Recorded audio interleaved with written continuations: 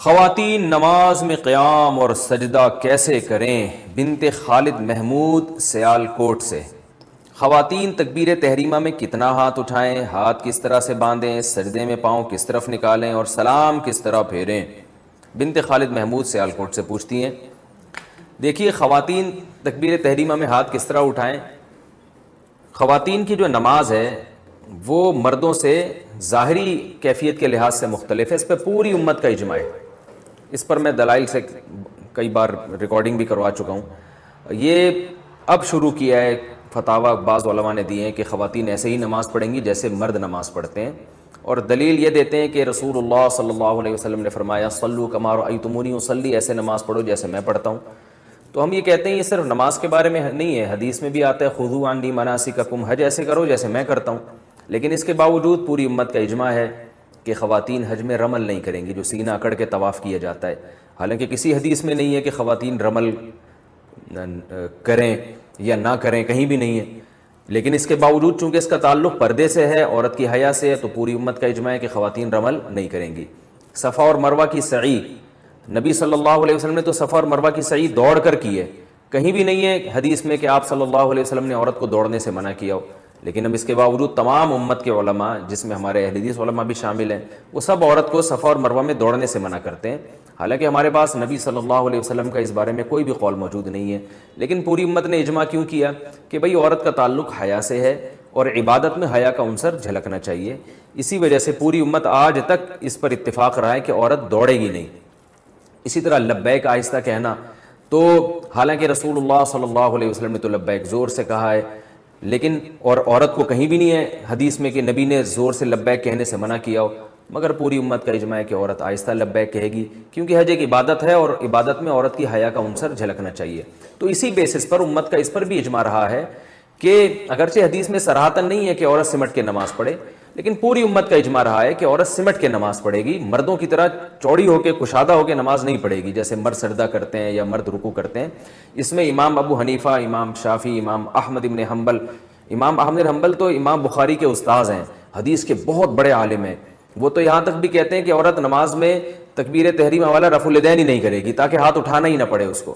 تو اور امام شافعی سے بھی یہی منقول ہے کہ سمٹ کے نماز پڑھے گی۔ تو چاروں ائمہ سے منقول ہے، تابعین، تبع تابعین، اور آج تک امت کا اس پر اجماع چلا آ رہا ہے۔ تو اب اگر کوئی اس میں حدیث کا مطالبہ ہم سے کرتا ہے کہ حدیث میں دکھاؤ کہ کہاں لکھا ہے کہ عورت سمٹ کے نماز پڑھے گی، تو اس سے فوراً آپ مطالبہ کریں کہ حدیث میں یہ کہاں لکھا ہے کہ عورت آہستہ لبیک کہے گی، عورت صفا اور مروہ کی سعی جو ہے وہ دوڑے گی نہیں اس میں بلکہ چل کے کرے گی، اور عورت رمل نہیں کرے گی، سینہ کھڑا کے پہلے 3 چکر نہیں لگائے گی طواف کے۔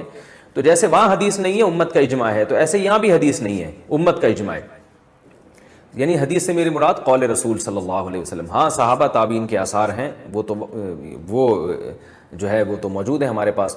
امام بخاری رحمہ اللہ نے صرف اسلاف میں صرف ایک خاتون کا تذکرہ کیا ہے کہ وہ مردوں کی طرح نماز پڑھا کرتی تھیں، تو اس سے صاف پتہ چلتا ہے کہ امام بخاری نے اسلاف کے جس دور کا تذکرہ کیا اس میں مردوں اور عورتوں کی نماز میں فرق مشہور تھا، تبھی تو امام بخاری کہہ رہے ہیں کہ فلاں خاتون مردوں کی طرح پڑھ رہی ہیں۔ تو پتہ چلا کہ اسلاف کے دور میں مردوں کی طرح نماز الگ تھی، عورتوں کی طرح الگ تھی۔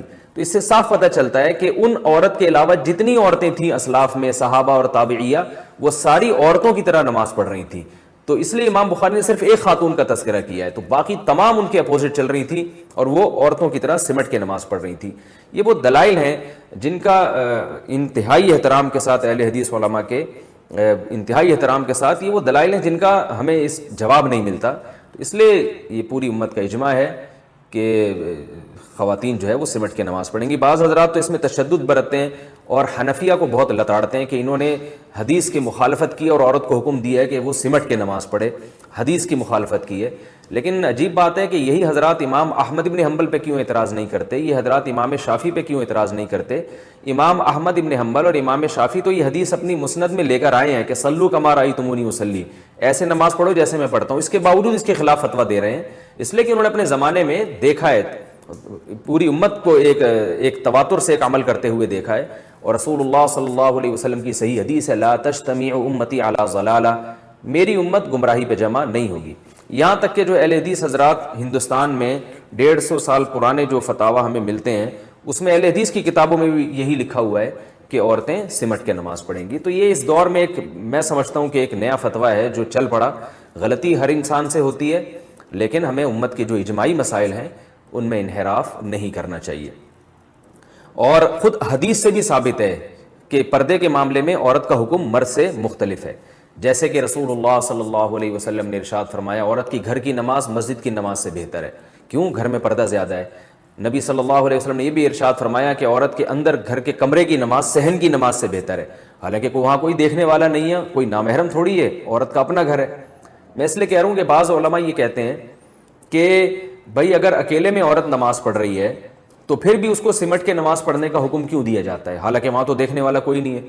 تو ہم یہی بات کہتے ہیں کہ عورت کے گھر میں کوئی نامحرم نہیں ہے, پھر بھی حدیث میں آتا ہے کہ صحن سے کمرے میں نماز پڑھنا اس کے لیے زیادہ بہتر ہے. تو اس سے صاف پتہ چلتا ہے کہ عورت کی نماز میں حیا کا عنصر جھلکنا چاہیے اور یہ ظاہر ہونا چاہیے کہ یہ عورت ہے. حدیث میں یہ بھی آتا ہے, آپ صلی اللہ علیہ وسلم نے فرمایا التسبیح للرجال والتصفیق للنساء. امام سے اگر نماز میں غلطی ہو جائے تو مرد اللہ اکبر یا مرد سبحان اللہ کہہ کے غلطی پہ تنبیہ کرے گا, لیکن عورت کو آواز نکالنے کی اجازت نہیں ہے. حالانکہ نارملی عورت کی آواز کا پردہ نہیں ہے, وہ ضرورت کے وقت بول سکتی ہے, لیکن نماز میں اس کو بولنے پر بھی پابندی لگا دی کہ وہ دائیں ہاتھ بائیں ہاتھ کی ہتھیلی پر رکھ کر ایسے تالی مارے گی جس سے امام کو پتہ چلے گا کہ وہ غلطی کر رہا ہے. تو پتہ چلا نماز کے باہر کے احکام الگ ہیں, نماز کے اندر کے احکام الگ ہیں. اسی طرح اور بھی ہمیں اس بارے میں روایات ملتی ہیں. حضرت عائشہ رضی اللہ تعالی عنہا نے جب عورتوں کی امامت کی تو بالکل صف کے بیچ میں کھڑے ہو کر نماز پڑھائی ہے. حالانکہ امام تو آگے کھڑا ہوتا ہے, عورت کی امام جو ہے نا وہ تو آگے کھڑا ہوتا ہے, لیکن حضرت عائشہ بیچ میں کھڑی ہوئی ہیں تاکہ امام جو ہے وہ ظاہر نہ ہو. تو یہاں دیکھیں کس قدر حیا کا خیال رکھا ہے کہ نماز میں عورت کا عورت پن جھلکنا چاہیے. اسی طرح ہم دیکھتے ہیں کہ نماز میں عورت مردوں کی امامت نہیں کر سکتی, آگے نہیں کھڑی ہو سکتی. بیٹا ماں کو نماز پڑھا سکتا ہے, ماں بیٹے کو نماز نہیں پڑھا سکتی. حالانکہ ماں کا درجہ تو بیٹے سے زیادہ ہے, اس کے باوجود ماں جو ہے وہ نماز میں پیچھے کھڑی ہوگی, بیٹا آگے کھڑے ہوگا. تو اس میں اللہ تعالیٰ نے جو ہے نا ایک نماز میں مرد اور عورت میں ایک بڑا فرق رکھا ہے کہ ان کا فرق, یہ فرق نماز کے اندر جھلکنا چاہیے. تو یہ وہ تمام احادیث ہیں اور روایات ہیں جن سے فقہاء نے, تمام فقہاء نے استدلال کیا ہے کہ بھئی اس سے صاف پتہ چلتا ہے کہ عورت اور مرد کی نماز کی جو ظاہری کیفیت ہے اس میں بہت زیادہ فرق ہے.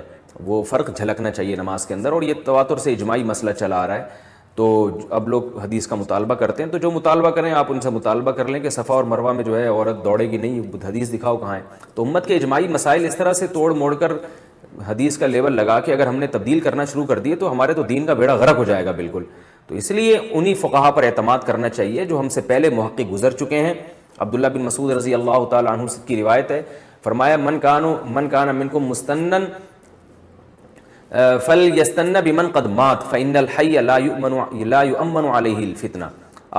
عبداللہ بن مسعود رضی اللہ تعالیٰ عنہ فرماتے ہیں کہ جو تم میں اقتدا کرنا چاہتا ہے تو آج کے دور کے جو یوٹیوبرز ہیں اور آج کے دور کے جو محققین ہیں ان کی اتباع نہ کرے, بلکہ جو دنیا سے جا چکے ہیں ان کو فالو کریں, کیونکہ حی پر فتنے کا اندیشہ زیادہ ہے. جو زندہ لوگ ہیں ان کے بارے میں ڈر ہے کہ یہ دنیا پرستی میں یا اپنی دکان چمکانے کے لیے لیبل یہ لگا رہے ہیں کہ ہم دوسروں کی دکانیں بند کر رہے ہیں, مگر ان کا مقصد ایسا نہ ہو کہ اپنی دکان چلانا چاہ رہے ہوں.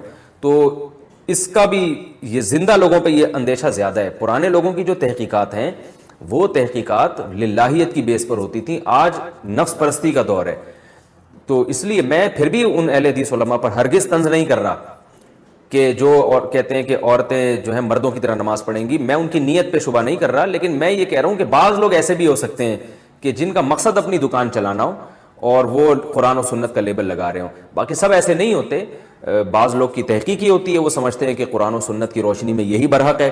تو ہم یہ سمجھتے ہیں کہ جن کی یہ تحقیق ہے اور وہ اللہ کے خوف سے اور اللہ کے سامنے جواب دہی یعنی ان کے سامنے ہے, اس کے باوجود انہوں نے یہ فتویٰ دیا, تو پھر ہم سمجھتے ہیں ان سے یہ اجتہادی غلطی ہوئی ہے, اور اجتہادی غلطی پر بھی اللہ تعالیٰ نے اجر رکھا ہے.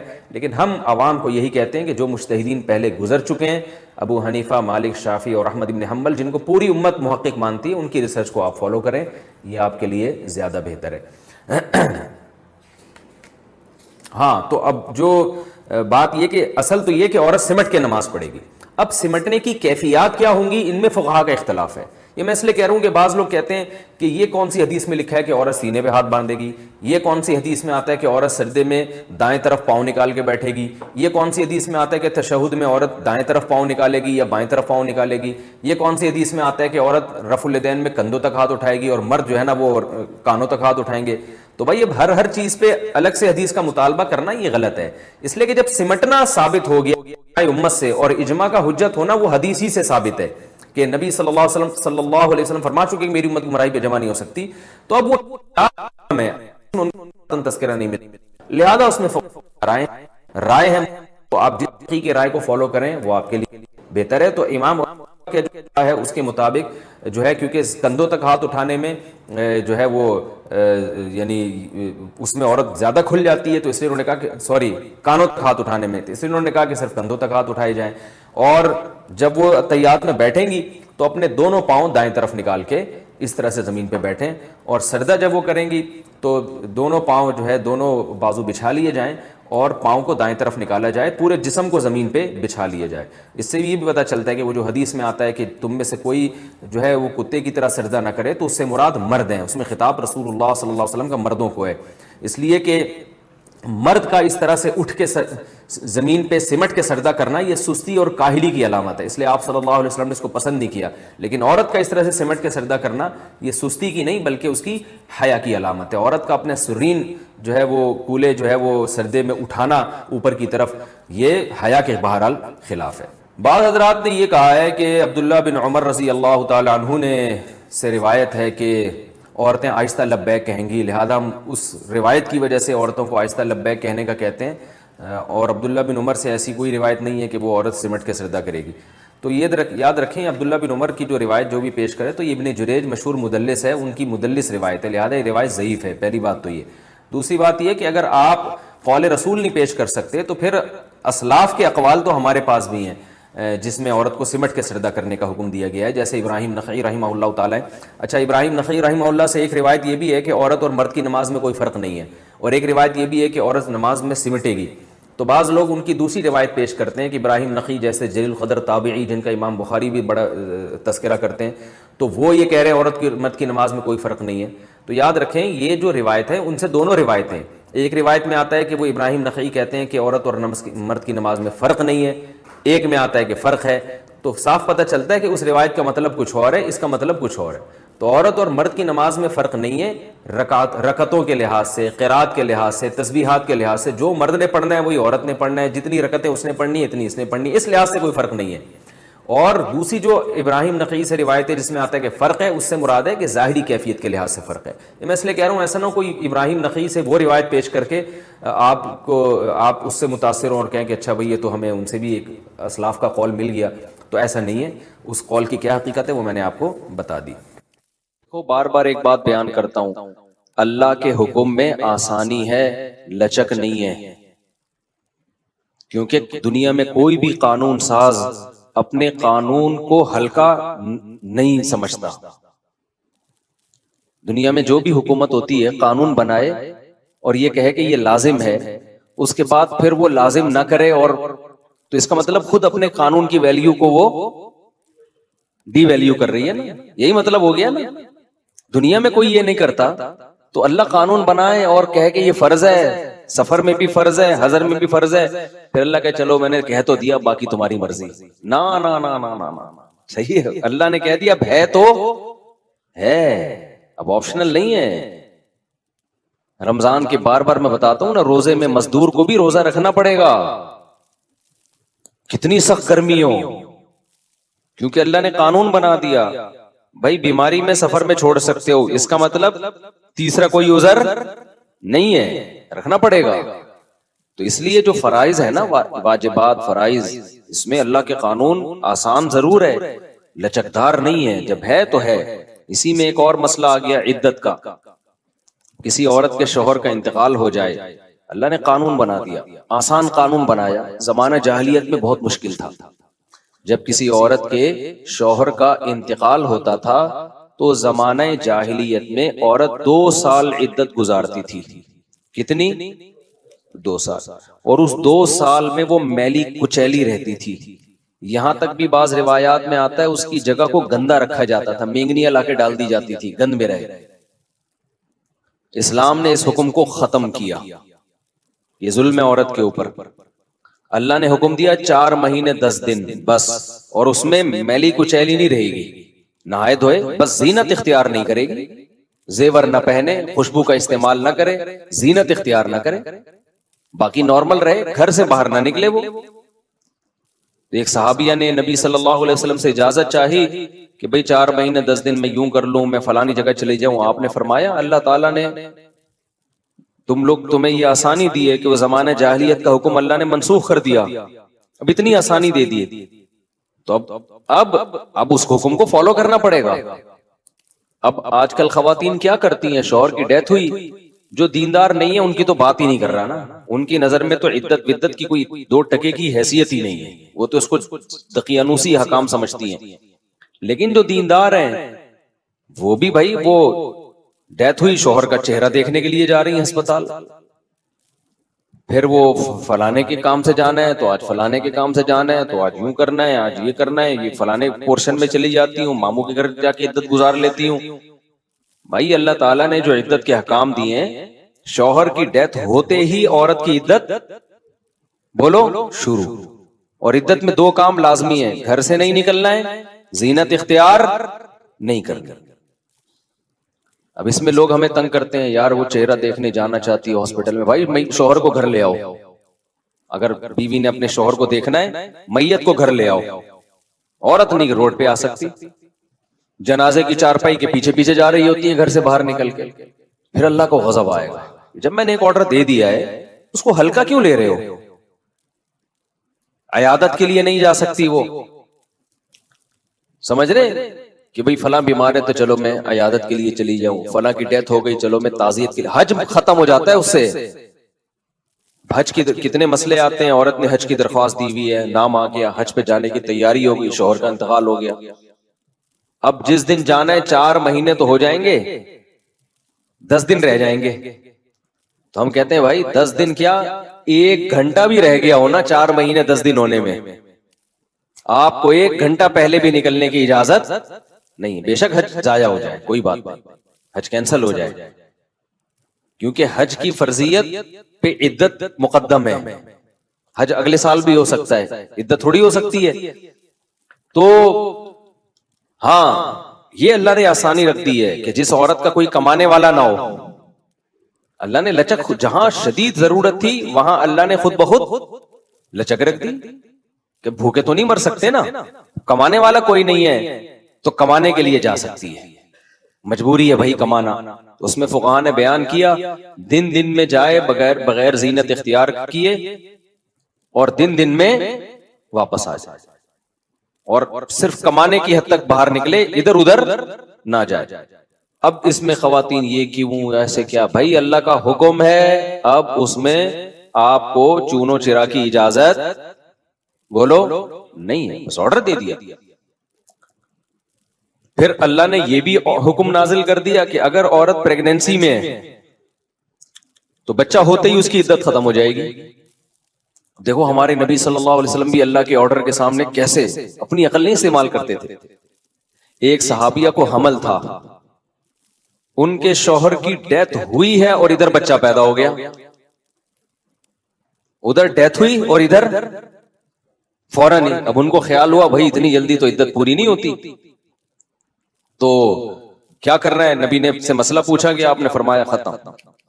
جب اللہ نے کہہ دیا وَأُولَاتُ الْأَحْمَالِ أَجَلُهُنَّ أَن يَضَعْنَ حَمْلَهُنَّ، کہ حمل والی عورت کی عدت یہ ہے کہ بچہ جن لے، تو بچہ جن دیا تو اللہ نے تو نہیں کہا کہ 1 سیکنڈ بعد جنے یا 1 سال کے بعد جنے، اللہ نے یہ کہا ہے اللہ نے قرآن میں، تو ہمارے نبی بھی اللہ کے حکم کو کیسے فالو کرتے تھے نا۔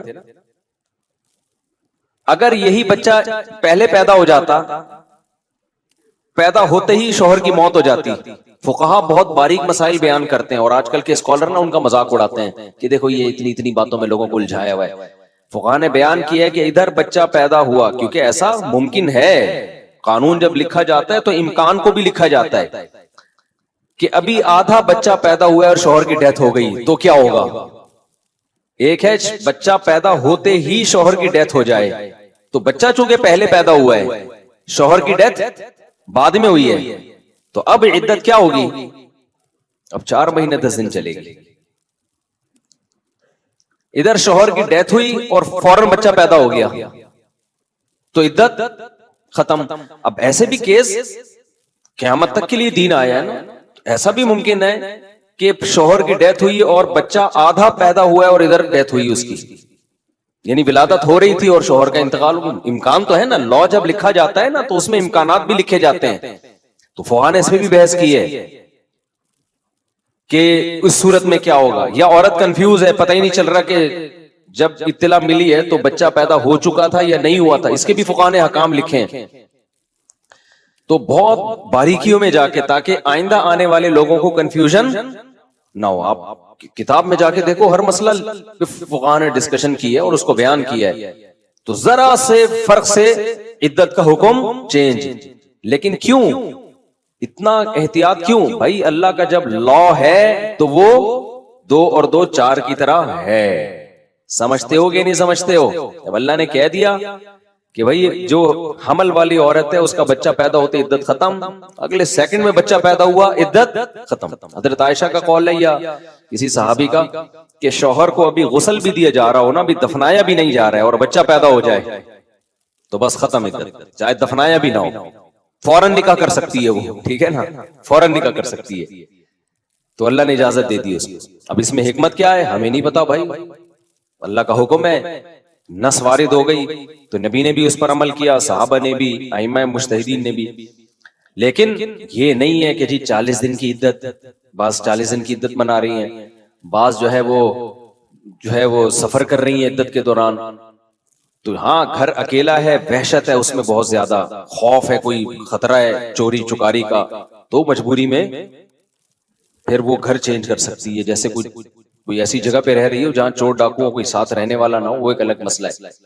تو یہ تو میں نے کچھ تھوڑی سی وہ اصل بات یہاں سے شروع کی تھی کہ کام جب مسلط ہوتا ہے تو ہو جاتا ہے، انسان اپنے اوپر اختیاری میں ڈال دینا تو بس وہ ترتیبیں ہی بناتا رہے گا، سوچتا ہی رہے گا، کام دھیلے کا نہیں ہوگا۔ تبھی ہمارے حضرت فرمایا کرتے تھے کہ اللہ سے دعا کیا کرو کہ اللہ جو دین کی خدمت ہے اس کو میری مجبوری بنا دے، میں چاہوں نہ چاہوں کام ہو، بس لے تو۔ تو یہ اللہ کا بڑا فضل ہے، مولوی نہ بھی چاہے تو دین کا کام اس کو کرنا پڑتا ہی ہے، یہ اللہ نے۔ اور حضرت فرماتے ہیں اللہ کی اتنی بڑی نعمت ہے جس کا جتنا عام آدمی کے لیے آپشنل ہے، ہمارے لیے تو بھائی مجبوری ہے۔ حضرت فرمایا کرتے تھے کسی کو مسجد کا امام بن جائے نا تو اس پہ اللہ کا شکر ادا کرے، اب تو نماز اپنی تو پڑھنی ہے، ورنہ لوگ کہاں پڑھ رہے ہوتے ہیں؟ جب امام بن گئے اب اپنے لیے نہیں تو پبلک کے لیے پڑھنی ہے، لیکن پڑھ تو رہا ہے نا، فرض تو ادا ہو رہا ہے، تو اس بہانے جماعت تو مل رہی ہے، اس سے تو بہتر ہے کہ سوتا رہتا ہے، ورنہ جو عام نمازی ہیں سو رہے ہیں، یار آج نہیں جاتے، امام کہتا ہے بھائی نہیں گئے، پبلک بولے گی کدھر گیا۔ صحیح ہے، یہ زیادہ اچھا ہے کہ چلو یار کسی بھی طرح سے ہو، کام تو مسلط ہو نا، ہو تو جائے۔ اس پہ لوگ کہتے ہیں تو اللہ کے لیے نہیں ہو رہا، پبلک کے لیے ہو رہا ہے۔ یہ ایک لمبا مسئلہ ہے کہ نیت میں اگر شائبہ ہو جائے نا تو نیت میں اللہ کے علاوہ بھی کوئی شامل ہو جائے تو یہ ویسے ہی آپ کی جنرل نالج کے لیے بتاؤں کہ ایسا نہیں ہے کہ آپ کی نیت اللہ کے لیے تھی، اس میں اگر کچھ اور بھی نیت ہو جائے تو پورا عمل ضائع ہو جاتا ہے، ایسا نہیں ہوتا۔ اس میں شریعت دیکھتی ہے غلبہ کس چیز کا ہے، غلبہ کس چیز، غلبہ اگر اللہ کی رضا ہے، پبلک کا خوف بھی ہے اس میں، لیکن مقصد بڑا اللہ کی رضا ہی ہے تو وہ عمل قبول ہوتا ہے، پورا رد نہیں ہو جاتا، کیونکہ سارا پبلک کے لیے تھوڑی کر رہا ہے، کچھ پبلک کا خوف ہے، لیکن خالی خوف ہی نہیں ہے، نماز بھی اس کو پتا ہے بھائی اللہ کا حکم ہے۔ تبھی تو دیکھو نبی صلی اللہ علیہ وسلم صحابہ کو ترغیب دیتے تھے میدان جنگ میں کہ جو فلاں کو قتل کرے گا تو جتنا اس کی جیب سے مال نکلے گا اس مجاہد کا ہوگا۔ اب صحابہ اس شوق میں کہ چلو بھائی بندہ بھی مرے گا اور سارے پیسے اس کی جیب سے جو نکلیں گے وہ کس کے ہوں گے؟ ہمارے۔ تو اب کوئی کہے لو بھائی یہ تو پیسوں کے لیے جنگ ہو رہی ہے، بھائی ہو اللہ کے لیے رہی ہے، لیکن اس میں جب مالی مفاد بھی آ گیا تو تھوڑی موٹیویشن بڑھ جاتی ہے. آئے تو اللہ کے لیے تھے, ورنہ کون کمانے کے لیے اپنی جان گردن پہ آپ کٹانے جاؤ گے کہ یار مال غنیمت ملے گا؟ بھائی تیری جان بھی تو جا سکتی ہے. تو اصل میں تو اللہ کے لیے آئے تھے, لیکن موٹیویشن کے لیے انسان کے دل میں لالچ بھی ہوتی ہے, تو اپنے آپ کو بھی لالچ دے دینی چاہیے, بچوں کو بھی لالچ دینی چاہیے. میں بار بار بتاتا ہوں نا, عبداللہ ابن مبارک رحمہ اللہ تعالیٰ کے والد, ان کو عربی سکھانے کے لیے ان کو کہتے تھے ایک شعر یاد کر لو 2 درہم ملیں گے.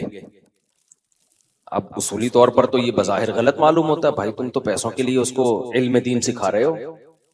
بھائی پیسوں کے لیے نہیں سکھا, اللہ کے لیے رہے ہیں, لیکن درمیان میں تھوڑا سا پیسوں کا تڑکا لگا رہے ہیں کہ اس بہانے سیکھ تو لے گا نا. تبھی عبداللہ بن مبارک کہتے ہیں میں نے دین کا علم حاصل کیا تھا دنیا کے لیے, لیکن جب علم آیا نا تو اللہ نے میرے دل سے دنیا نکال دی. ٹھیک ہے نا, کہنے نیت تو یہی تھی, پیسے ویسے ملتے تھے مجھے, پیسے ملتے تھے, نیت تو یہی تھی, لیکن جب علم آ گیا, علم نے ہی سکھایا کہ بھائی یہ اللہ کے لیے ہوتا ہے, دنیا کے لیے نہیں ہوتا. تو اپنے آپ کو اچھائی کی عادت ڈالنے کے لیے اگر دنیا کو شامل کرنا پڑے نا تو بھی ٹھیک ہے, عادت پڑ جائے اخلاص پیدا ہوتا رہے گا. ایک شاعر نے بڑا پیارا شعر کہا ہے, وہ ریا جس پر تھا زاہد طعنہ زن, پہلے عادت پھر عبادت بن گئی. یہ بڑا خاندانی شعر ہے, اس کا مطلب سمجھاتا ہوں. تھوڑا آڑا ترچا بیان ہو رہا ہے لیکن پارسل کر رہا ہوں, کام کی باتیں ہو رہی ہیں, وہ غلط باتیں تو نہیں کر رہا. وہ ریا جس پر تھا زاہد طعنہ زن, زاہد کہتے ہیں جو دنیا سے بے رغبتی, اللہ کی عبادت کرنے والا. تو جب انسان عبادت کرتا ہے تو بعض دفعہ اس کے دل میں ریاکاری آتی ہے, لوگ دیکھ کے خوش ہو رہے ہیں اور لوگ واہ واہ کر رہے ہیں, تو اس کو یہ دل میں خیال آتا ہے یار میں تو لوگوں کے لیے کر رہا ہوں, اللہ کے لیے کر ہی نہیں رہا. تو وہ تانا دیتا ہے کہ یار یہ کیسی عبادت ہے, یہ پبلک کے لیے ہو رہی ہے, شو بازی ہو رہی ہے.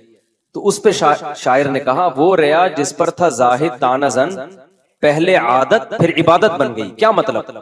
شروع میں تو ریا کی نیت سے ہو رہا تھا, لیکن کسی بھی نیت سے ہو رہا تھا, کام کی لت تو پڑ گئی نا, عادت تو پڑ گئی نا. مثال کے طور پر آپ پبلک کو دکھانے کے لیے نماز پڑھ رہے ہو, فجر بھی ظہر بھی, لوگ بولیں گے بڑا بزرگ ہے یار. کئی دن تک پبلک کو دکھانے کے لیے بھی پڑھو گے, کام کی عادت تو پڑ جائے گی نا. وہ جو پوستی پنا تھا وہ تو ختم ہو جائے گا. کام کسی بھی نیت سے کیا جائے نا یوز ٹو ہو جاتا ہے آدمی.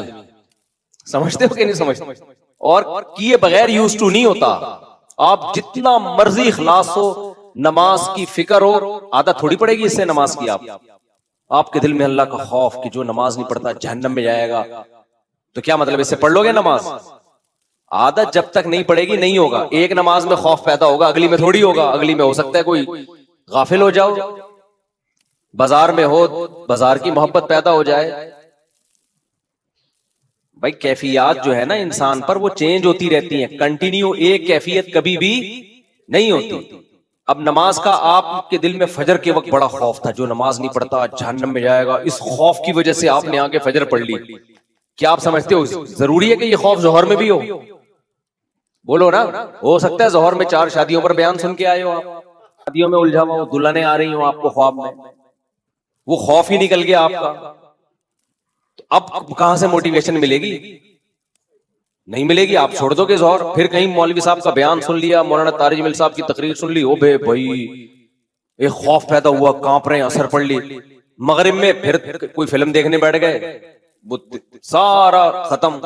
کسی ملحد کا بیان سن لیا, وسوسے پیدا ہو گئے. تو یہ جو موٹیویشن ہے نا, لالچ اور خوف, یہ کام تھوڑا سا کرنے میں تو مددگار ہوتی ہے, لیکن اس سے کام کی عادت, کیونکہ یہ کیفیات ہمیشہ رہتی نہیں ہے. رہے تو آدمی مر جائے. سمجھ میں نہیں آ رہی بات؟ اگر یہ کیفیات ہمیشہ رہے نا تو یا تو خوف سے مر جائے پھر آدمی. جہنم سے ہر وقت کوئی بھی نہیں کانپتا رہتا, کبھی کبھار ہی کیفیات آتی ہیں. تو اس لیے جو بھی اصلاح کرتے ہیں نا بزرگان دین, ان کی کوشش ہوتی ہے خانقاہوں میں کہ اس کو عادت ڈالی جائے اس کام کی. بھلے ریاکاری کے لیے کر یار, تو دنیا کے لیے کر, پیسے لے لیں ہم سے نماز پڑھنے کے, عادت ڈالو اس کو. جب عادت پڑے گی, پھر جب یوز ٹو ہوتا ہے نا, لت پڑتی ہے کسی کام کی, پھر بھائی جو مرضی کیفیت ہو, وہ کہے گا کیفیت گئی تیل لینے, بھاڑ میں جائے کیفیت, میں نے نماز پڑھنی ہے. اب ہم نے جو جہاز میں نماز پڑھی, یہ تھوڑی کہ مجھے کچھ ٹانگیں کانپ رہی تھی, خوف پیدا ہو رہا تھا, نماز چھوڑ گئی. بھائی یہ عادت پڑی ہوئی ہے یار, کیسے چھوڑے؟ دل ہر وقت ٹینشن رہے گی دماغ میں, نماز نماز. یہی ہوتا ہے نا نماز, جو نماز پڑھتا ہے ہر وقت ٹینشن کو سکون ہی نہیں ملے گا کسی کام میں یار, نماز نہ نکل جائے. ایک بار بار دماغ میں اپنے سکون کے لیے بھی انسان کہتا ہے بھائی ایک دفعہ پڑھ کے آرام سے بیٹھ جاؤ. بالکل جیسے جس کو چائے کی لت پڑ جائے, نسوار کی لت پڑ جائے. شروع میں ہو سکتا ہے چائے شروع کی ہو دماغ کو فریش کرنے کے لیے, جب لت پڑ جاتی ہے بھائی دماغ فریش ہونا ہو مجھے کیا چاہیے, عادت پڑی ہوئی ہے. اتنا انسان کی اللہ نے باڈی میں یہ چیز رکھی ہے نا, لت پڑنا اور عادت پڑنا, یہ خوراکوں میں بھی ہے. آپ نے دیکھا ہوگا کچھ لوگ صبح اٹھ کے پانی نہ پیئیں تو حلق خشک رہتا ہے, حالانکہ صحت کے لیے نقصان دہ ہے یہ, لیکن کیوں پیتے ہیں؟ کسی کے ڈاکٹر کے کہنے پر نا صبح نہار منہ, کسی یعنی بیوقوفی کہوں گا میں اس کو, جو کام دنیا میں کوئی جانور نہیں کر رہا ہوتا, صبح سے اٹھ کے پاگلوں کی طرح پانی پی رہے ہوتے ہیں. ڈاکٹر نے کیسے گردے صاف ہوتے ہیں؟ ابے جب پانی کی ضرورت ہوتی ہے تو ڈاکٹر تھوڑی ہو, تو باڈی خود بتاتی ہے. جب ضرورت نہیں ہے تو بلا وجہ کیوں گھسڑ رہے ہو یار ایک چیز. لیکن غلط کام شروع کیا, اب باڈی اس غلط کی کیا ہو گئی, عادی. اب نہیں پیو گے تو پیاس, خشکی, یہ سب چیزیں شروع ہو جاتی ہیں. میں نے ایسے لوگ بھی دیکھے ہیں کہ ہمارے ایک ریلیٹیو تھے, بہت پرانا قصہ ہے, ان کو نہیں پتا چلے گا کس کی بات ہو رہی ہے. میں جب ان سے ملا تو مجھے پتہ ہی نہیں چلتا یہ لمبائی کتنی ہے, ان کی چوڑائی کتنی ہے, یہ بیٹھے ہوئے ہیں یا لیٹے ہوئے ہیں یا کھڑے ہوئے ہیں. گول تھے, بالکل گول. وہ کیا کرتے تھے, ان کو کولڈ ڈرنک کی عادت ایسی پڑی تھی, صبح نہار منہ پیپسی پوری 1.5 لیٹر کی 2 لیٹر کی پی جاتے تھے. وہ کہتے تھے میں نہیں پیوں میرا دماغ خراب ہونے لگتا ہے. حالانکہ یہ کوئی قدر نقصان دہ نا. سارے ڈاکٹر ان کو کہہ رہے تھے مر جائے گا بھائی تو, لیکن کہہ رہے ہیں مجھے تسلی نہیں ہوتی, مجھے پینی پڑتی ہے. تو جب اتنی فضول چیز کو کرتے کرتے رہنے سے کرنے کی عادت پڑ گئی تو بھائی نماز پڑھتے پڑھتے رہنے سے پڑھنے کی عادت نہیں پڑے گی کیا؟ وہ تو بالکل فطرت کے اللہ کی عبادت تو انسان کی نیچر ہے, وہ تو فطرت کا تقاضا ہے. کولڈ ڈرنک فطرت کا تقاضا تھوڑی ہے, فطرت انکار کرتی ہے. صبح صبح اٹھ کے پانی پینے کا فطرت, اللہ یہ کہ کوئی شدید پیاس لگ رہی ہو, لیکن عادت پڑ جاتی ہے. میٹھے کی عادت پڑ جاتی ہے. ایسی ایسی میٹھوں کے لوگوں کو لت پڑتی ہے کہ جیب میں لڈو لے کے گھومتے ہیں. ایسے بھی لوگ ہم نے سنے ہیں, دیکھے ہیں, ہر تھوڑی دیر بعد ان کو میٹھا چاہیے. تو لت پڑتی ہے کسی بھی چیز کی. تو ایسے ہی خانقاہوں میں جو اہل اللہ ہیں وہ کیا کوشش کرتے ہیں, ہم نے جو بڑوں سے دیکھا بھی ہے سنا بھی ہے, بھائی اس کو لالچ دے کے کسی بھی طرح سے نا اس کو عادت ڈالو. کیوں؟ پہلے عادت ہوگی پھر یہ عادت عبادت بن جائے گی, اخلاص آ جائے گا بعد میں. اخلاص پیدا کرنا مشکل کام نہیں ہے, عبادت کی عادت پیدا کرنا مشکل کام ہے. سمجھ میں نہیں آ رہی؟ دیکھو فکر بچوں کو پاس ہونے کی ہوتی ہے کہ نہیں ہوتی؟ امتحان میں کتنی ٹینشن میں ہوتے ہیں یار. جنہوں نے پورے سال کنٹینیو پڑھا ہوتا ہے بڑے آرام سے پاس ہو جاتے ہیں, پورے سال پڑھا نہیں ہوتا ٹینشن میں ہوتے ہیں. تو کیا مطلب, انہیں پڑھائی کی فکر نہیں تھی کیا؟ اگر فکر نہ ہوتی تو ٹینشن میں ہوتے اس وقت؟ فکر تھی, یوز ٹو نہیں ہے, عادت نہیں ہے ان کو. جن کو پڑھائی کی عادت ہوتی ہے وہ یوز ٹو ہو گئے ہیں بھائی, بچپن سے عادت پڑی ہوئی کتابیں لے کے بیٹھنے کی, وہ پڑھتے رہتے ہیں پڑھتے رہتے ہیں پڑھتے رہتے ہیں. جن کو عادت نہیں پڑی ہوئی کانپتے رہتے ہیں کانپتے رہتے ہیں کانپتے رہتے ہیں, سوچتے رہتے ہیں اور فیل ہو جاتے ہیں. سمجھتے ہو بھائی؟ بہت اہم بات کر رہا ہوں, اس کو ہلکا مت سمجھو. اسی وجہ سے بچوں کو بھی عادت ڈالی جاتی ہے لالچ دے کے, پیسے دے کے.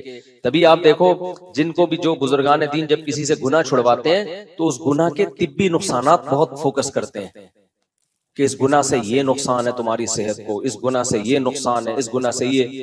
اب سوال پیدا ہوتا ہے بھائی گناہ چھوڑنا ہے اللہ کے لیے, صحت بچانے کے لیے تھوڑی چھوڑنا ہے.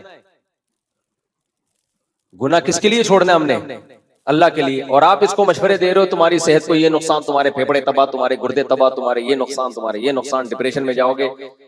وجہ کیا ہے؟ او بھائی تو پھیپڑوں کی نیت سے چھوڑ دے یار, تو گردے بچانے کے لیے شراب چھوڑ دے, ٹھیک ہے نا, چھوڑ تو صحیح, عذاب سے جان تو چھوٹے. کیونکہ پینے کے سائیڈ افیکٹ, آخرت کے نقصانات بہت زیادہ ہے. تو بھلے تو دنیا کے لیے چھوڑ, کم از کم اس گناہ سے تو بچ جائے گا نا, شراب کے جرم سے تو بچ جائے گا. سمجھ میں نہیں آ رہی میرا خیال ہے بات. تبھی علماء اہل اللہ ہمیشہ جب بھی گناہ کی بات کرتے ہیں تو گناہ کے دنیاوی نقصانات بہت زیادہ بتاتے ہیں, اس کے یہ تاکہ لوگوں کو ہو کہ یار اللہ کے لیے نہیں تو کم از کم اس عذاب سے بچنے کے لیے چھوڑ دو. سمجھتے ہو کہ نہیں سمجھتے؟ تو اپنے آپ کو بھی اچھائی کی عادت ڈالنے کے لیے نا موٹیویٹ کرنا چاہیے, چاہے دنیا کی لالچ دے کے کرو. روزے رکھنا شروع کرو بھلے صحت کی خاطر, کہ صحت اچھی ہو جائے گی. لیکن جب عادت ہو جائے گی تو وہ ریا جس پر تھا زاہد تانزن، پہلے عادت پھر عبادت بن گئی، وہ عبادت بن جائے گی، اخلاص پیدا ہو جائے گا. تو کوشش تو کرو اللہ کے لیے ہو، لیکن نہیں ہو رہا تو چاہے جس کے لیے بھی ہو رہا ہے بھائی ایک دفعہ عادت پڑنے دو. عادت پڑتی ہے تو یہ سب سے بڑی نعمت ہے کسی نیکی کی عادت پڑ جائے، کیونکہ مخلص لوگ مارکیٹ میں بہت ہیں، کنٹینیو کسی نیکی کو کرنے والے مارکیٹ سے شارٹ. 27ویں رات کو دیکھو نا کیا کلابازیاں کھا کے رو رہے ہوتے ہیں، یا اللہ معاف کر دے، یا اللہ. آدمی لگ رہا ہے اس سے بڑا نیک دنیا میں ہے کوئی پیدا ہی نہیں ہوا. وہ 2 دن چلتا ہے ان کا وہ تقویٰ، اس کے بعد فلم دیکھنے جا رہے ہوتے ہیں. اور کچھ لوگ ہوتے ہیں جو کلابازیاں کھا رہے ہیں، رو بھی نہیں رہے ہوتے، وہ پھر بھی نہیں دیکھتے فلم. صحیح ہے نا، کیونکہ ان کو برائی سے بچنے کی عادت ہے، ان کو یہ لت ہی نہیں پڑی ڈراموں فلموں کی، تو آرام سے گھوم رہے ہوتے ہیں. میں نے ایسے بہت لوگ دیکھے ہیں، ایسے اہل اللہ بھی دیکھے ہیں میں نے، کہ وہ زیادہ روتے دھوتے نہیں ہیں لیکن برائیوں سے بچے ہوئے ہیں. کیوں؟ جس ماحول میں پیدا ہوئے اس میں برائیوں کا ماحول نہیں تھا، بچپن سے ماں باپ نے تربیت کی، برائی کرنے نہیں دی. وہ کہتے ہیں بھائی ہم سے نہیں ہوتی یار، ہوتی نہیں ہے، جاؤ. ہمارے حضرت فرمایا کرتے تھے یہ جو بدنظری ہے نا یہ انسان کی فطرت کے خلاف ہے. جب انسان صحیح ماحول میں بڑا ہوتا ہے نا تو اس کو غیر محرم عورت کو دیکھنا اس کے ضمیر پسند نہیں کرتا، اس کو اپنے اندر سے بو آتی ہے، اسمیل آتی ہے. فرمایا کہ لوگ کیا کرتے ہیں، اللہ نے اسپرنگ لگائے ہوئے ہیں کچھ کہ جب نظر پڑتی ہے خود جھک جاتی ہے، تو لوگ آنکھیں پھاڑ پھاڑ کے دیکھ کے نا وہ اسپرنگ ڈھیلے کر دیتے ہیں، پھر دیکھنے کی لت پڑ جاتی ہے. پھر جس دن کوئی گزر رہی ہو نہ دیکھے تو ڈپریشن میں جا رہے ہیں کہ پتہ نہیں کیا بہت بڑا کوئی علم تھا جو ان سے جس سے محروم رہ گئی. یہ ٹھڑک ہوتی ہے کہ یار دیکھے تو حالانکہ کچھ بھی نہیں ہوگا، تو دیکھے گا کچھ بھی نہیں ہے. موبائل میں کتنی تصویریں بھری ہوئی ہیں، گوگل پہ کتنی، جو جس قسم کا ڈیزائن دیکھنا چاہے دیکھ سکتا ہے نا. کتنے آج کل گناہ کے راستے، پھر بھی جو کوئی گزر رہی ہوگی نا انٹی، جب تک ایک دفعہ دیکھ نہ لے اس کو چین نہیں آتا. کیا کر لیا بھائی تو نے اس کو دیکھ کے، کیا مل گیا تجھے؟ وجہ کیا ہے؟ دیکھ کے عادت کس کی پڑ گئی ہے؟ دیکھنے کی. تو اس کا علاج کیا ہے بھائی؟ جو کام کرتے رہنے سے کرنے کی عادت ہوتی ہے، چھوڑتے رہنے سے چھوڑنے کی. بالکل وہی فارمولا ہے، جس وجہ سے لت پڑی ہے وہی چھوڑتا رہے گا. شروع میں تکلیف ہوگی، اس کے بعد چھوڑنے کی عادت، پھر کوئی گزرے گی تو تیری نظر ہی نہیں اٹھے گی. جو آنکھیں پھاڑ پھاڑ کے دیکھ رہے ہوں گے تجھے ان پہ تعجب ہوگا، بھائی کیسے پاگل لوگ ہیں یار ٹھرکی، تجھے ان پہ تعجب ہوگا. سمجھ رہے ہو کہ نہیں سمجھ رہے ہو؟ ہمارے ہاں تو حکومتیں عاجز آ گئی، ابے تھوڑا فاصلے سے بیٹھ جا، مر جائے گا. لوگ کہہ رہے مریں گے نا تو کیا ہو گیا. حالانکہ یہ غلط سوچ ہے. جب اللہ نے پیدا کیا تو اس میں فرض ہے، شریعت نے حکم دیا زندہ رہو، یہ اللہ کا حکم سمجھ کے ہم زندہ رہنے کی کوشش کرتے ہیں. لیکن وہ ٹینشن نہیں ہوئی. میں یورپ میں تھا نا، وہاں لوگوں نے بتایا کہ گورنمنٹ نے جتنا فاصلے کا کہا تھا نا، لوگوں نے احتیاطاً ڈبل فاصلے رکھے ہوئے تھے اس سے، کیونکہ ڈر رہے ہیں کہ جب دنیا ہی سب کچھ ہے.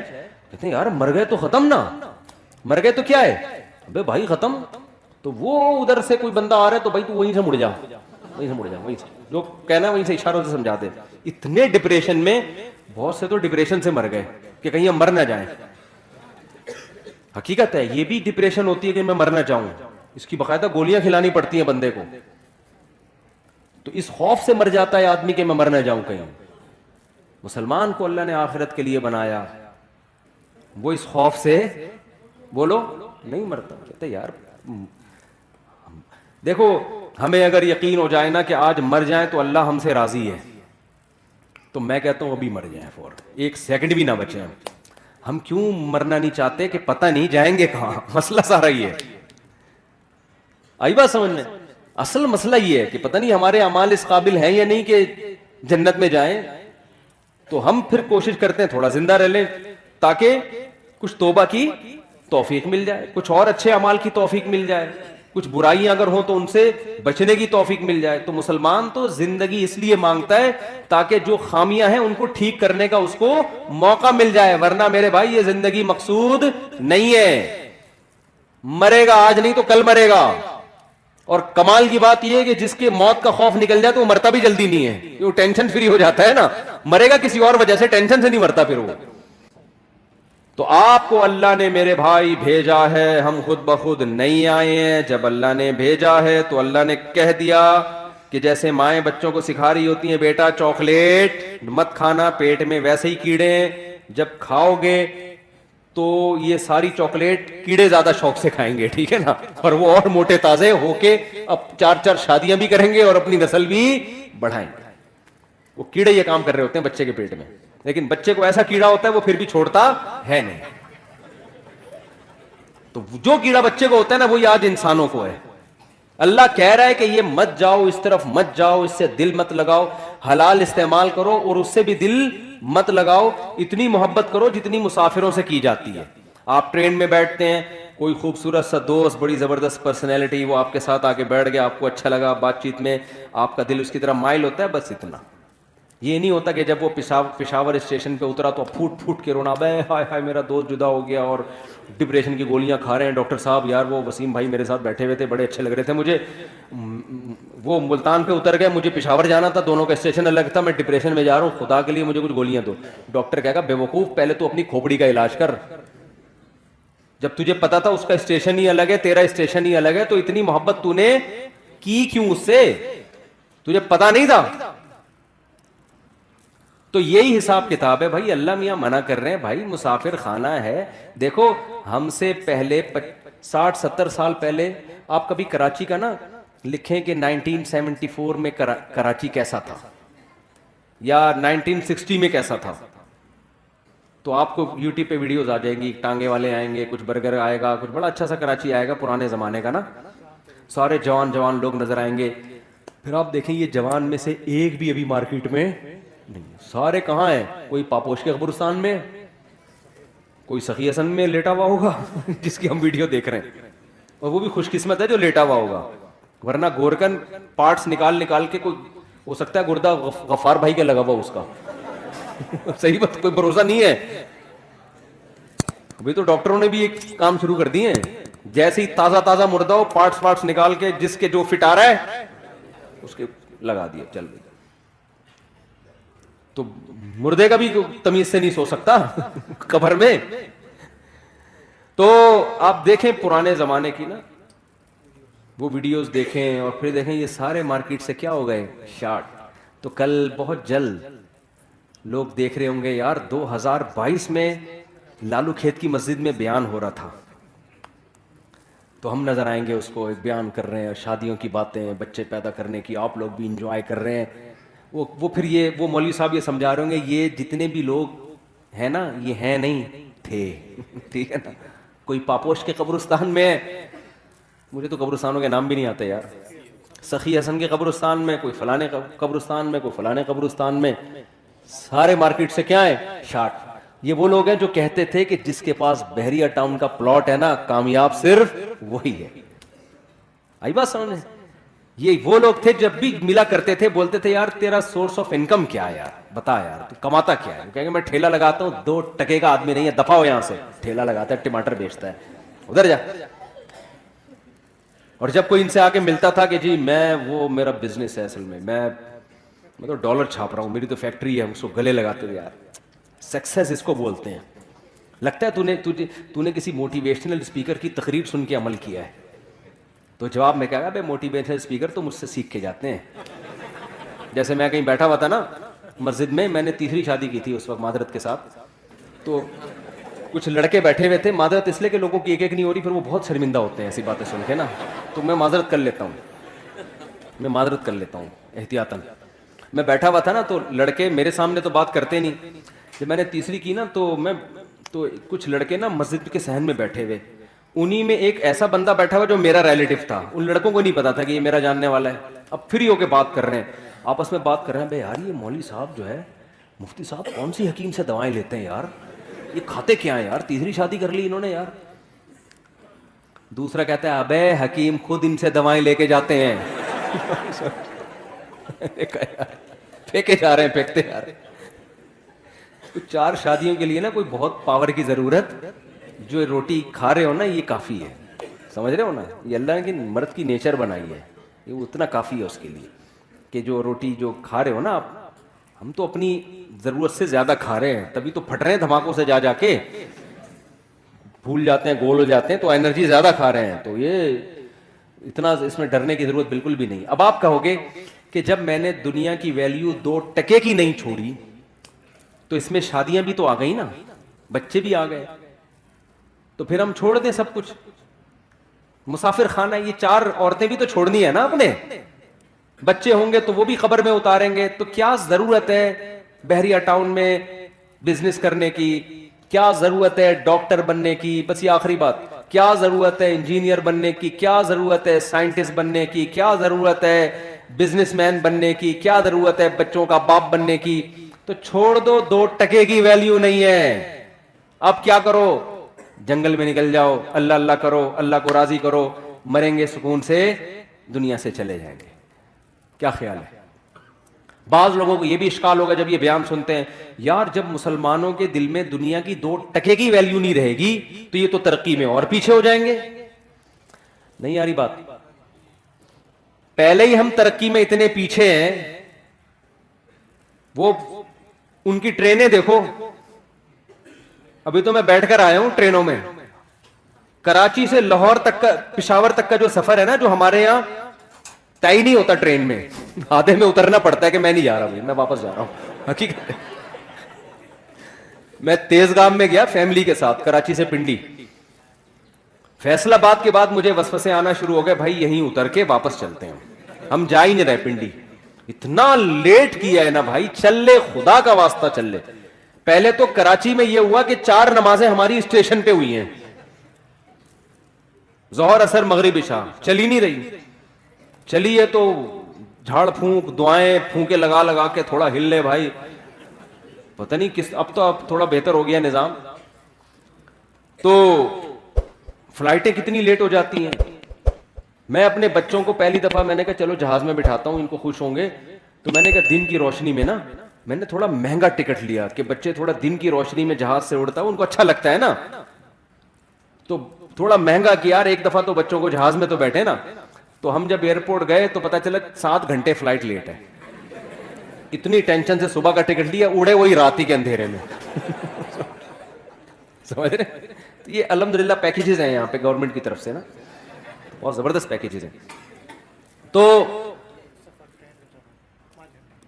ہاں وہ ہم جب گئے نا, تو کیا کہہ رہا تھا میں, ہاں میں کہہ رہا تھا کہ سوال پیدا ہوتا ہے جب مسلمان کی نظر میں اس دنیا کی ویلیو ابھی تو تھوڑی سی ویلیو ہے, تو اس نیت سے تھوڑی اسٹرگل کر لیتا ہے کہ کچھ ویلیو ہے. جب مولوی لوگ بالکل ہی ویلیو نکال دیں گے, 2 ٹکے کی ویلیو نہیں رہے گی, تو پھر تو ہم ترقی میں اور زیادہ پیچھے. پھر تو ہماری ٹرینیں کراچی سے پشاور ابھی 48 گھنٹے میں پہنچ رہی ہیں. جب دنیا کی کوئی ویلیو نہیں رہے گی تو اور خراب انجن آ کے لگیں گے کہ جب دنیا مسافر خانہ ہے تو انجن سے دل کیوں بہلا رہے ہو, کھٹارے انجن رکھو نا. کیا خیال ہے بھائی, مسافر خانہ ہے نا, سفر ہے بھائی, پائیدان پہ جگہ ملے تو بھی ٹھیک ہے. ہم تو یہی WR کی مثال دیتے ہیں کہ سیٹ مل جائے تو اچھی بات ہے, نہیں تو اس چکر میں سفر تھوڑی چھوڑتا ہے. تو اس کانسیپٹ کو کلیئر کرنے کی ضرورت ہے. دیکھو ہمیں اللہ نے پیدا کیا اپنی عبادت کے لیے, اپنی غلامی کے لیے, مجھے راضی کرنا ہے. تو اللہ کو راضی کرنے کے جتنے کام ہیں نا سارے کرنے پڑیں گے. ان کاموں میں دنیا کمانا بھی ہے. دل لگانے پر پابندی ہے, کمانے پر پابندی نہیں ہے. نہیں آئی بات سمجھ میں؟ دل لگانے میں اور کام کرنے میں فرق کیا ہے؟ اب سوال پیدا ہوتا ہے جب دل ہی لگے گا تو کمائیں گے کیسے؟ ابے اللہ کے لیے کمائیں گے نا, اور جب اللہ کے لیے کمائیں گے تو کچھ لذتیں بھی حاصل ہوں گی دنیا کی, پھر ان لذتوں میں مزہ بھی آئے گا. دیکھو جب آپ افطاری کے وقت رمضان میں صبح روزہ رکھتے ہو سحری کے وقت, ٹھیک ہے نا, شدید گرمی کا روزہ ہے, بڑا لمبا روزہ ہے, سارا دن بھوکے پیاسے, کیوں اللہ نے پابندی لگائی ہے, نہ پانی پینا ہے نہ کھانا کھانا ہے, برداشت کیا اللہ کے لیے. پھر جب سورج غروب ہونے کا وقت آتا ہے, اب اللہ کہہ رہے میری عبادت اگر کرتے ہو تو کیا کرو, اب نہیں کھاؤ کیا, اپنی خواہشات قربان کرو, یہ بولتا ہے اللہ. اب اللہ کہتا ہے اب جو دیر کرے گا وہ گناہگار ہوگا, اب کھاؤ, کیا کرو, کھاؤ. اب ہم کس کو خوش کرنے کے لیے کھاتے ہیں؟ ڈبل مزہ آتا ہے کہ نہیں آتا؟ ایک مزہ یہ آتا ہے کہ پکوڑوں کا مزہ آ رہا ہے, سموسوں کا مزہ آ رہا ہے. دوسرا اس سے اللہ خوش بھی ہو رہا ہے, اس سے اللہ کیا ہو رہا ہے؟ تو دنیا کا مزے کا مزہ اور اللہ کی عبادت کی عبادت کیسی پیاری دعا ہے جو نبی پڑھا کرتے تھے روزہ افطار کرنے کے بعد، ذهب الظما وابتلت العروق وثبت الاجر انشاءاللہ، پیاس بھی چلی گئی اور رگیں تر ہو گئی. یہ تو دنیا کا مزہ، اور آخرت کا مزہ کیا؟ اس روزے کا اجر ہمارے اعمال میں اللہ نے لکھ لیا، یہ آخرت میں ملے گا ہمیں. اس کی ایک الگ خوشی ہوتی ہے. تو میرے بھائی، آپ کو اسلام ترقی سے منع نہیں کرتا، دنیا سے دل لگانے سے منع کرتا ہے. دل کس سے لگاؤ؟ اللہ سے. لہذا اللہ کے لیے کسی سے لگانا پڑے تو لگاؤ. اللہ اگر منع کر رہا ہے لگانے سے تو یعنی دل تو دنیا سے بھی لگے گا، مگر اتنا لگے گا جتنی اللہ اجازت دے رہے اور جس سے اجازت دے رہے. سمجھ میں نہیں آ رہی بات؟ اللہ کہہ رہا ہے بیگم سے بھی محبت کرو، اولاد سے بھی اور ماں باپ سے بھی. زیادہ کس سے کرو؟ ان تینوں میں زیادہ کس سے کرو بھائی؟ ماں باپ سے بھی، بیگم سے بھی اور اولاد سے بھی. تینوں میں زیادہ کس سے کرنی ہے؟ پہلی بات تو اللہ سے ہم پرمیشن لیتے ہیں ان سے محبت کرنی ہے نہیں کرنی. اللہ نے کہا کرنی ہے، میری طرف سے کیا ہے. تو ہم چونکہ اللہ کے غلام ہیں تو اللہ آرڈر دے رہا ہے، تو اللہ تو نے آرڈر دیا تو ہم کریں گے. ٹھیک ہے نا؟ یہ ہماری محبت کس کے لیے ہو رہی ہے؟ اللہ کے لیے ہو رہی ہے. تو یہ اللہ سے محبت کا حصہ ہے یہ. پھر اللہ کتنی کرنی ہے؟ ان تینوں میں بچوں سے زیادہ کریں، بیگم سے کریں یا ماں باپ سے؟ اللہ کہہ رہے ہیں سب سے اوپر گراف کس کا رہنا چاہیے؟ والدین کا. نہیں آ رہی بات؟ سب سے پہلے کس سے کرنی ہے؟ ابا اماں. نہیں آ رہی بات؟ اے اللہ کتنی کرنی ہے ان سے؟ حالانکہ اس میں دنیاوی مفاد نہیں ہے، کیونکہ ابا بڑھاپے میں بہت بوجھ لگتے ہیں. جوانی میں تو نچوڑ لیا ان کو، اب ریٹائر ہو گئے، اب کھانسنے کے لیے رہ گئے وہ گھر میں. ان کی دوائیاں ہیں، ان کے مسائل ہیں، پھر وہ بڑھاپے میں دماغ چڑچڑا ہوتا ہے، پوچھ رہے ہیں کہاں جا رہا ہے، کہاں سے آ رہا ہے، تو اچھا ہی نہیں لگ رہا یار یہ کیا ہے یار، میں اپنی لائف کو انجوائے کرنے دو ابا. تو ابا پھر اپنے ابا کے واقعات سنا رہے ہوتے ہیں، بیٹا ہم تو اپنے ابا کے پاؤں بھی دباتے تھے. ابا وہ پرانا زمانہ تھا، ونس اپون اے ٹائم. ابا کو سمجھا رہے ہوتے ہیں. تو اللہ میاں نے کہا کہ جیسے افطاری میں تمہیں سموسے سے دل بہلانے کی اجازت ہے، سموسہ اچھا لگ رہا ہے، میری طرف سے کوئی پابندی نہیں ہے، لگے کھاؤ بھی. تو اللہ میاں نے کہا کہ کچھ چیزیں ایسی ہیں جو تمہیں اچھی لگیں تو میں نے کوئی پابندی نہیں لگائی، جتنی لگ رہی ہیں اور زیادہ اچھی لگنا شروع ہو جائیں، بشرطے کہ اللہ سے آگے نہ نکالو ان کو. لیکن جب ان کا آپس میں کمپیئر ہوگا، تقابل ہوگا، تو سب سے زیادہ محبت ابا اور اماں. ان کی ناراض نہیں کرنا، ان کو ان کے پاؤں میں جنت تلاش کرنی ہے. ایک موٹیویشن اسپیکرز ہیں، وہ بیان میں شارٹ کلپ میں کہہ رہے تھے کہ جو ماں کے قدموں تلے جنت ہے تو یہ ہر ماں کے قدموں میں نہیں ہے. بعض لوگ بات ایسے ہی کرتے ہیں کہ وہ علم صحیح نہیں ہوتا، جس کی وجہ سے معاشرہ غلط سمت میں جانا شروع کر دیتا ہے. میرا مقصد ان کا مذاق اڑانا نہیں ہے، لیکن یہ بات چونکہ اس سے نوجوان غلط گائیڈ ہو رہے ہیں، اس لیے میں نے کہا اس کی وضاحت کروں گا. موقع آ گیا تو وضاحت کرنے کا موقع مل رہا ہے. پھر انہوں نے محترم نے مثال دی کہ جو ابو لہب کی بیوی تھی، جس کے بارے میں قرآن میں آتا ہے اس کے گلے میں رسی تھی اور پھندا لگا اور مر گئی. بڑی کافر عورت تھی نا، تو وہ کافر عورت تھی تو وہ بھی تو کسی بچے کی ماں ہوگی، تو کیا اس کے بھی قدموں میں جنت ہے؟ تو یعنی وہ بتا رہے تھے کہ ہر ماں کے قدموں میں جنت نہیں ہوتی بھائی، ماؤں کی بھی دو قسمیں ہوتی ہیں، کچھ اچھی ہوتی ہیں کچھ بری ہوتی ہیں. یہ غلط گائیڈنس ہو رہی ہے. ہر ماں کے قدموں تلے جنت ہے، چاہے وہ کافر بھی ہو. بات یہ کہ وہ ماں کے قدموں میں ماں کے لیے جنت نہیں ہے، کس کے لیے جنت ہے؟ اولاد کے لیے جنت ہے. میں اگر وہاں موجود ہوتا نا ورک شاپ میں تو میں کہتا ایکسکیوز می سر، ایک بات آپ سے کرنی ہے کہ ابو لہب کی بیوی اگرچہ جہنم میں جائے گی لیکن اس کے بچوں کے لیے اس کے قدموں میں اللہ نے جنت رکھی ہے. قرآن کہتا ہے وَإِن جَاهَدَاكَ عَلَىٰ أَن تُشْرِكَ بِي، کہ اگر تمہارے ماں باپ اتنے بڑے کافر ہیں کہ تمہیں زبردستی شرک پر مجبور بھی کریں، ان کی بات نہیں ماننی، لیکن صاحبہما فی الدنیا معروفا، پھر بھی ان کے قدموں میں تم نے جنت تلاش کرنی، دنیا میں اچھا سلوک کرنا ہے. یہی تو مطلب ہے قدموں میں جنت کا. تو آج کل اولادیں ویسے ہی ماں باپ کو نہیں پوچھ رہی ہیں، اس طرح کی تقریریں آئیں گی تو پھر اپنے ابا اماں میں عیب تلاش کریں گے. وہ ہر بچہ جا کے دیکھا یار میری اماں تو یہ بھی کام غلط ہے، میری اماں کا تو یہ بھی حرکت ٹھیک نہیں ہے، تو اس کا مطلب میری اماں خود ہی جنتی نہیں ہے، تو اس کے پاؤں میں کہاں سے جنت آ گئی؟ اور بھائی آپ کو ابا اماں کے فالٹ نکالنے کی اجازت نہیں ہے. اللہ نے ابو لہب کی بیوی کو برا کہا، اللہ ہے, اللہ کو حق ہے کہ کسی کو برا کہے, کسی کو جہنم میں بھیجے. ابو جہل کی بیوی یا ابو لہب کی بیوی کی جو اولاد تھی اس کو شریعت نے یہی پابند کیا کہ تم نے اپنے ماں باپ کے احسانات کا بدلہ دینے کی کوشش کرنا ہے اور تم نے ان کے ساتھ اچھا سلوک کرنا ہے. نہیں آ رہی میرا خیال بات سمجھ میں؟ تو آپ کو تو حکم ہے کہ آپ کے ابا اچھے ہیں, برے ہیں بھائی, آپ کو اچھا سلوک کرنا ہے. تو اللہ میاں, میں یہ کہہ رہا تھا کہ بس بات ختم کر رہا ہوں, ترقی میں پیچھے جب رہیں گے جب یہ اللہ کے لیے نہ ہو یا آپ کوشش ہی نہ کرو. اللہ نے حکم دیا ہے کہ سارے کام کرنے ہیں کس کو راضی کرنے کے لیے؟ اللہ کو. اس سے پتہ ہے کیا ہوگا؟ یہ ترقی کی سپیڈ غیر مسلموں سے بھی زیادہ تیز ہو جائے گی, کیونکہ جو کام اللہ کے لیے کیا جاتا ہے نا اس میں جان بہت ہوتی ہے, کیونکہ اس کا اجر کون دے گا؟ اللہ. دیکھو مجھے ایک بات بتاؤ, ڈاکٹر لوگ کہتے ہیں کہ, میں آپ چند مثالوں سے سمجھاتا ہوں کہ جب مذہب کی موٹیویشن ملتی ہے وہ بہت پاورفل موٹیویشن ہوتی ہے. وہ جہاں مذہب کی موٹیویشن نہیں ہوگی وہاں جان نہیں ہوتی. شوگر کے مریض کو ڈاکٹر کہتا ہے اتنے گھنٹے فاسٹنگ کرنی ہے, 100 میں 1 مریض کرتا ہوگا فاسٹنگ. لیکن رمضان آتا ہے, اللہ کا حکم ہے پورا مہینہ فاسٹنگ کرنی ہے. 90% مسلمان کیا کر رہے ہوتے ہیں؟ روزے رکھ رہے ہوتے ہیں, گرمیوں میں بھی سردیوں میں بھی. نہیں آ رہی میرا خیال ہے بات سمجھ؟ کیوں بھائی؟ اللہ کس کا آرڈر ہے؟ تو یار جو قوم صبح سے کہ رات تک اللہ کے لیے بھوکی پیاسی رہ سکتی ہے وہ پڑھ نہیں سکتی اللہ کے لیے؟ نہیں آ رہی بات؟ وہ پڑھے گی کیوں نہیں پڑھے گی؟ اس کو بتانے والے لوگ شارٹ ہیں مارکیٹ میں.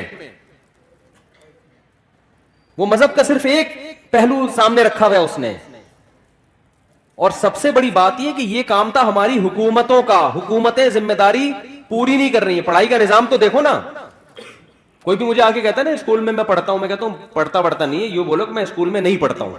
جھوٹ نہیں بولا کرو. تو یہ تو سسٹم مذہب کا نہیں ہے. یہ خرابی جو ہم ترقی میں پیچھے, ہمارے حکمرانوں کی پالیسیاں ہیں. ورنہ میں KP کے گیا ہوں نا, وہاں دین اور مذہب زیادہ ہے. وہاں ایجوکیشن کے ریشو پورے پاکستان میں سب سے زیادہ ہے. پورے پاکستان میں KPK کی جتنی آبادی ہے نا اس کے لحاظ سے لٹریسی ریشو KPK میں پنجاب اور کراچی کی نسبت زیادہ. کیوں؟ وہاں دین اور مذہب کیا ہے؟ زیادہ ہے.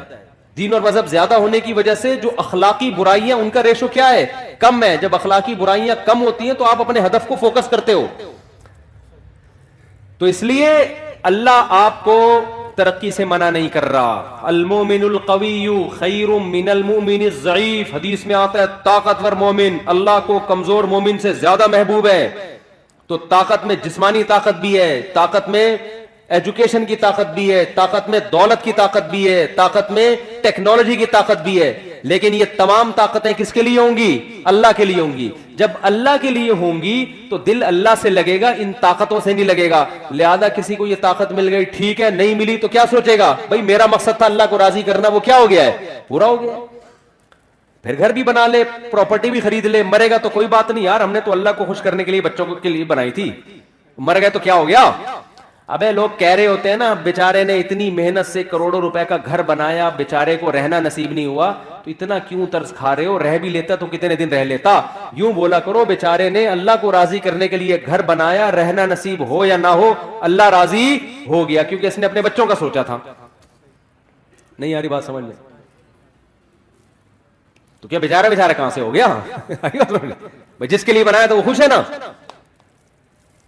ایک صاحب کی بچے کی جاب لگی ملٹی نیشنل کمپنی میں, پہلا دن تھا اس کا انا للہ ہو گیا بیچارے کا نا کرنٹ لگنے سے.